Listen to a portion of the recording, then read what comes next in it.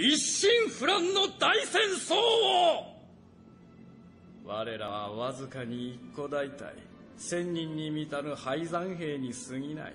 だが諸君は一騎当選の古つわものだと私は信仰している。ならば我らは諸君と私で総兵力100万と一人の軍集団となる。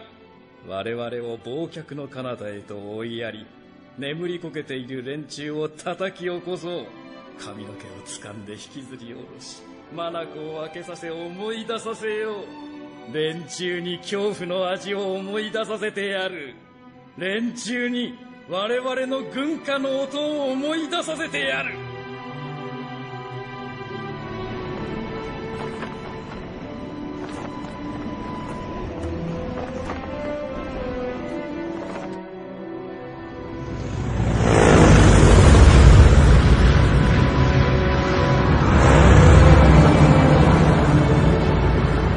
天と地の狭間には奴らの哲学では思いもよらないことが